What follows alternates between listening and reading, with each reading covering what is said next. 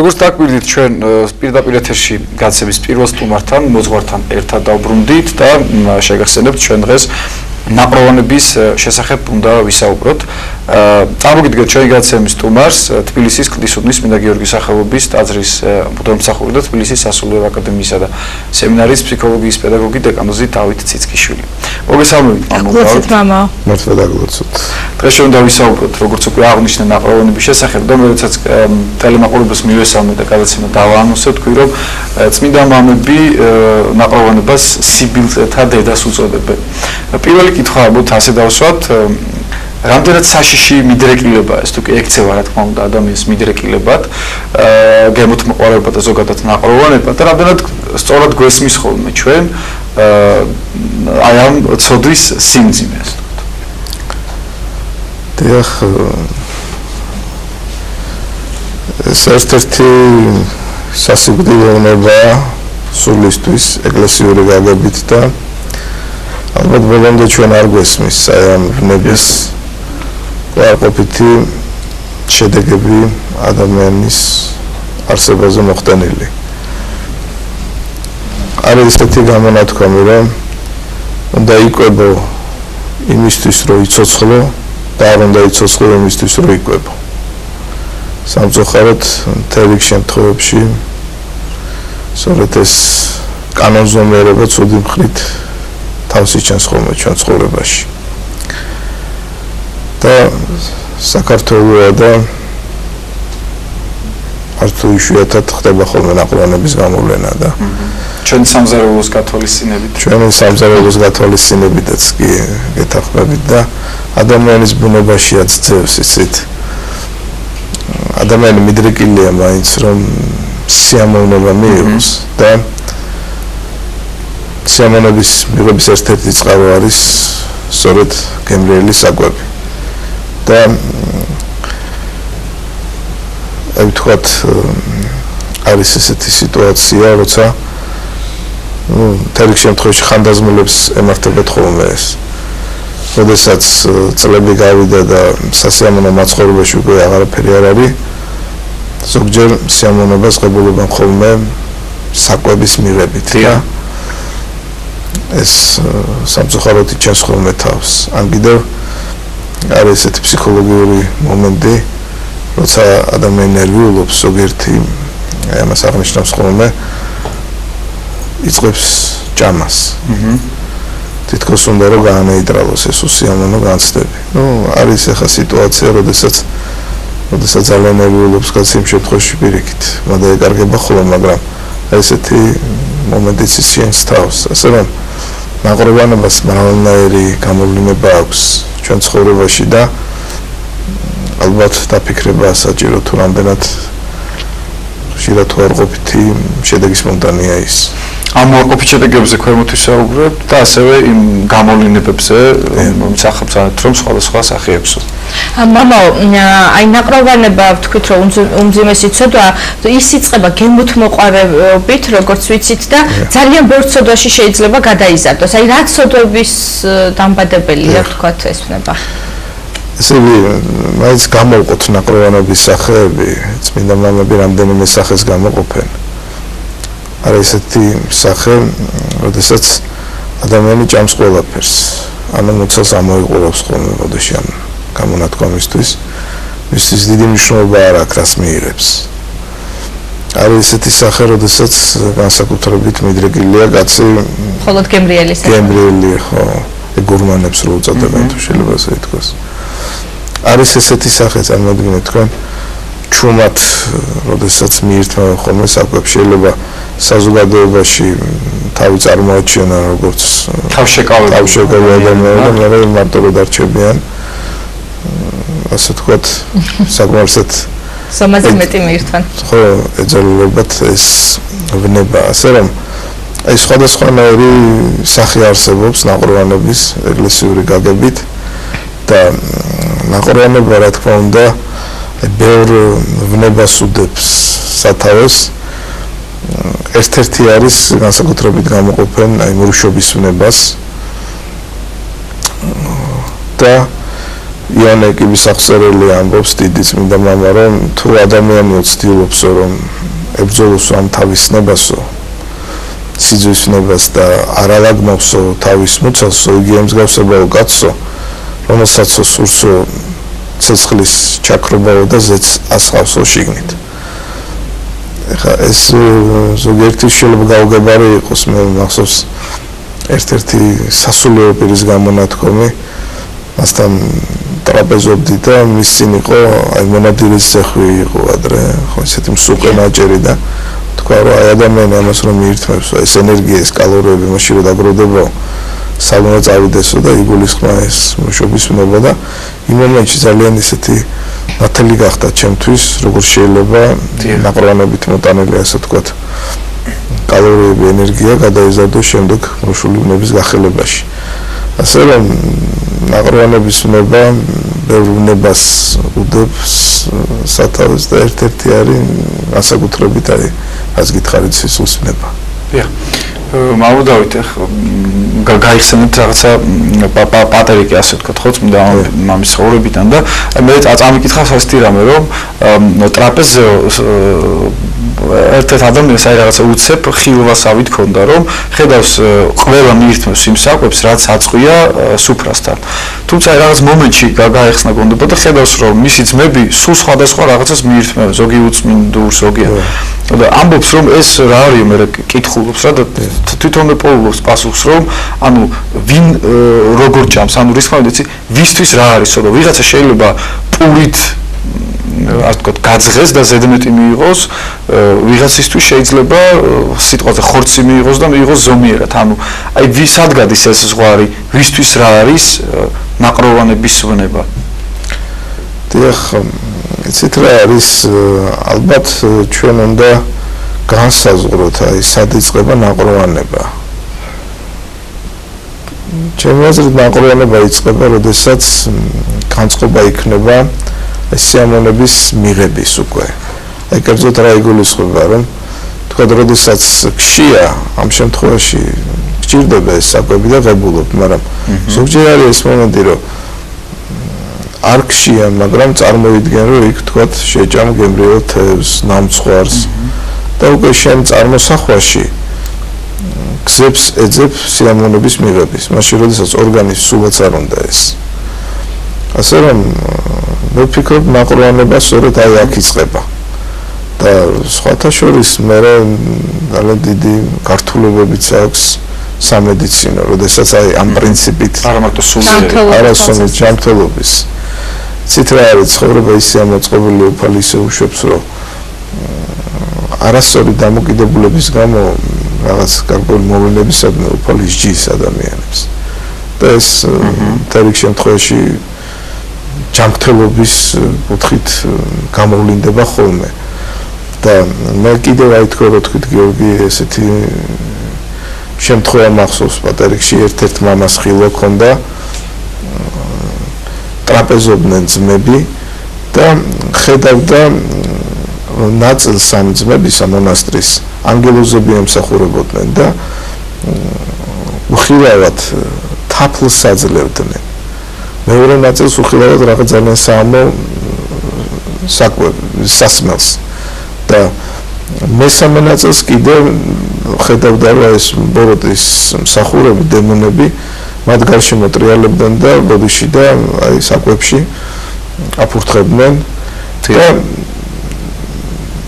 ეს რითი იყო განპირობებული რომ ნაწილი ძმებისა ესე თავდახრილი მორჩილებით მდგომარეობაში მიირთმევდა საკვებს და ნაწილი კიდე აი ამ ტრაპეზის დროს საუბრობდა განიკითხავდა სხვას ანუ რაღაცნაირად შებილწული იყო მათი ქცევით აი ტრაპეზის მომენტი და აი ესეთი ხილვაც კი ასე ვთქვათ იკითხება პატერიკში და ისედაც ისეთ ჩვენ დღევანდელ რეალურ ცხოვრებას დავუბრუნდეთ მონასტერში არის ესეთი ჩვევა რომ როდესაც ტრაპეზობენ ხოლმე წმინდანთა ცხოვრებას კითხულობენ და მამათა დარიგებებს და ახაც სხვა განზომილებაში გადადიხარ ეს აღარ არის უკვე ტრაპეზი და რაღაც სხვა ასე ვთქვათ ერთობა არის ძმების თუნდაც ამ კუთხით ამასთან დაკავშირებით მამაო სწორედ მინდოდა მეკითხა, რამდენად აუცილებელია რომ არ დავივიწყოთ ჩვენ საზრდელის მიღების წინ ლოცვა, რომელიც საკმაოდ მცირე ზომის არის და აი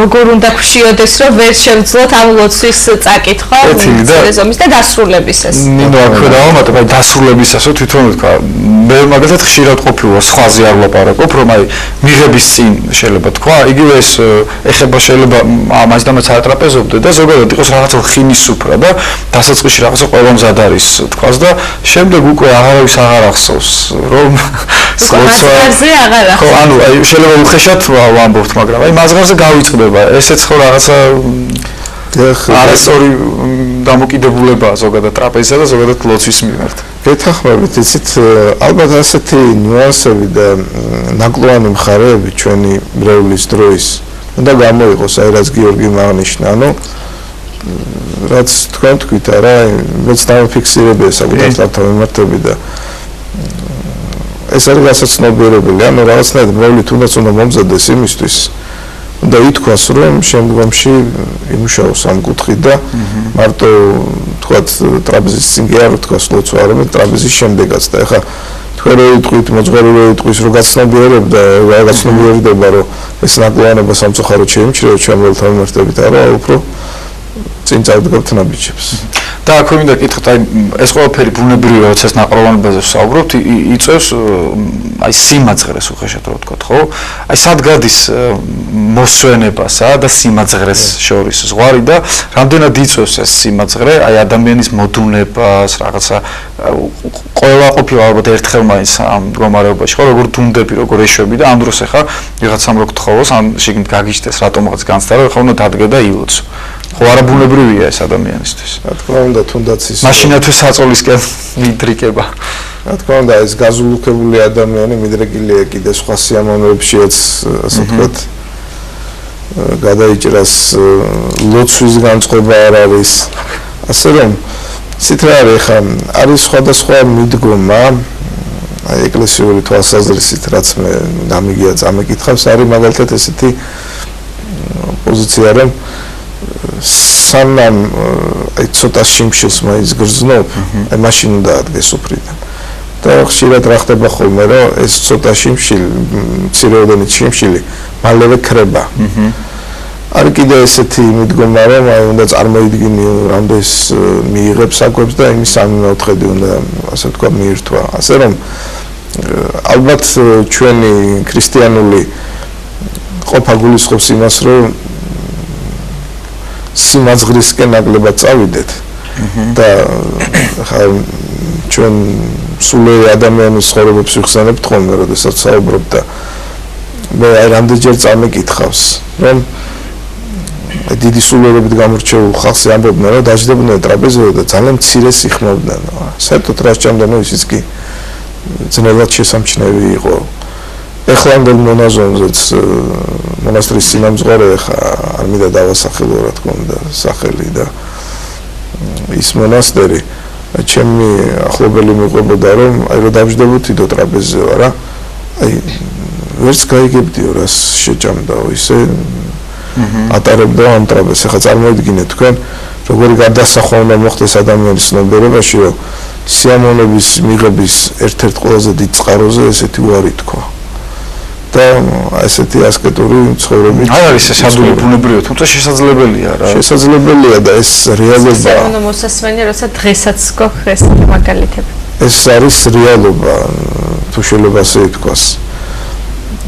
მე მახსენდება მამა არსენი, მამა იოსებ ისიხასტის შემთხვევა, როდესაც მთელი დღე არაფერი ეჭამა, ორი დიდი სულიერი მამა იყო, სულიერი ძმები ერთმანეთის და მამა არსენი იყო მამა იოსების მორჩილებაში და რო დავჯექითო სატრაპეზო და ტრაპეზი რა იყო, მათთვის ორცხობილას მიირთმევდნენ ხოლმე, არა ისეთ ნუგბარს, ხო და მამა არსენი, მამა იოსებმა თქვა ლოცვაო საზდელის მიღების წინო და მე მითხრა მამა არსენი ყობა, რომ მამა ორი წარმოიდგინეთ, რომ ვითომ მივირთვითო საკვებიო და თქვა, რომ საკვების მიღების შემდგომი ლოცვაო და ეხლა მე მორჩილებაში ვიყავი რა უნდა მეთქო იმშიოდაო მაგრამ დაამორჩილეო მეორე დღესაც იგივე გამოვარდება ეხლა წარმოიდგინეთ თქვენ მესამე დღესაც და მეოთხე დღეს რომ მითხავ რომ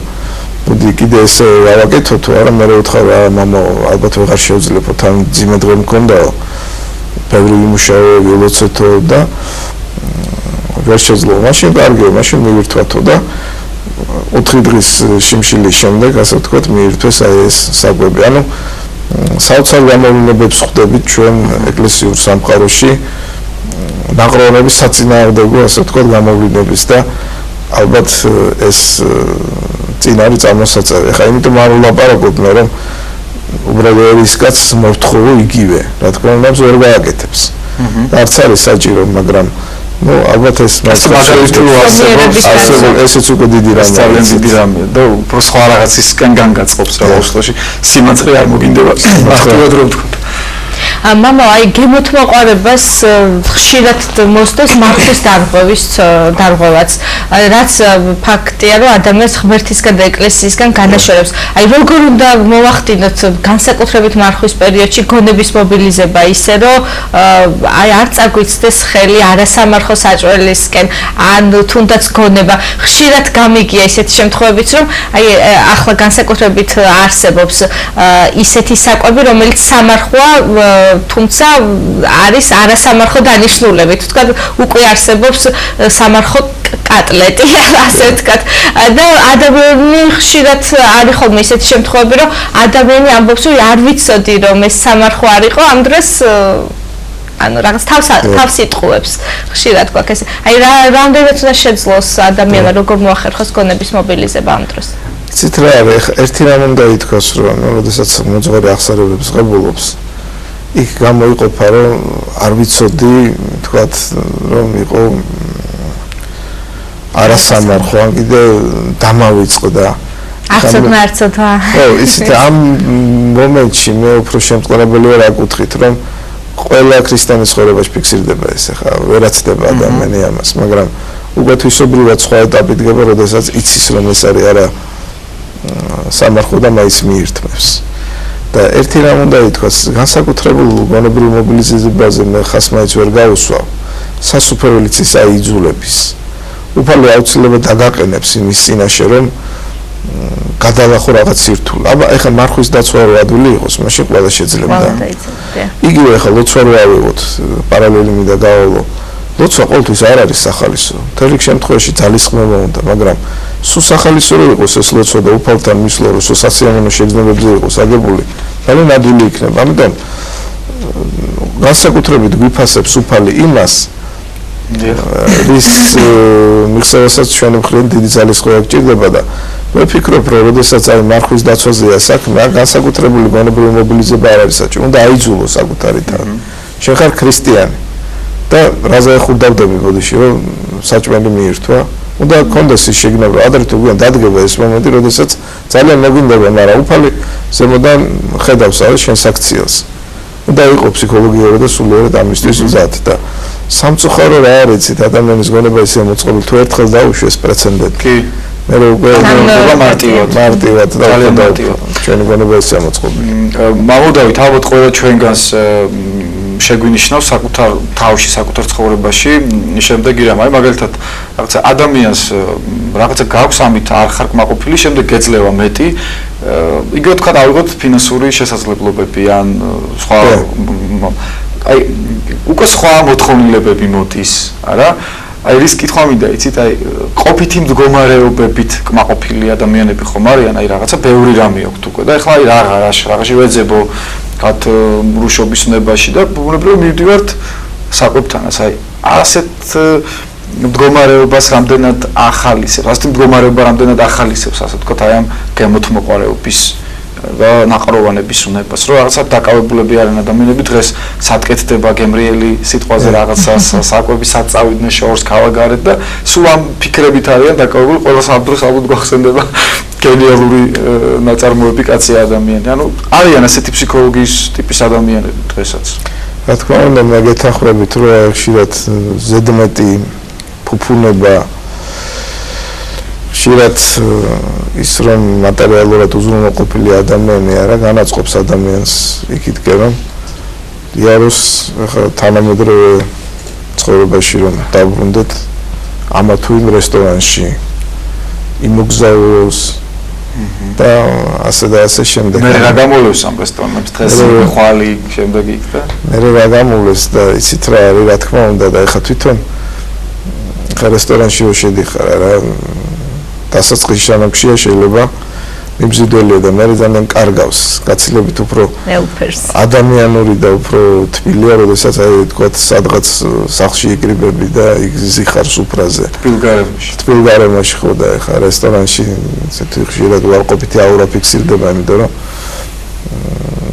მრავალი აყალმაყალია ნაყროვანების ვნება იქ ძლავრობს და ну საერთოდ ცხოვრება ისეა მოწყობილი რომ ეს თვითონ ადგილზეც მოქმედებს ხოლმე, ანუ ცუდი აურა იქნება და ეხა ეკლესიაში როგორი აურა იქ ლოცვისთვის მის ადამიანებს რომ შეხვიდე, ლოცვაც რომ არ იყოს უკვე მშვიდდები არა, ანუ ადგილზეც მოქმედებს ატმოსფერო.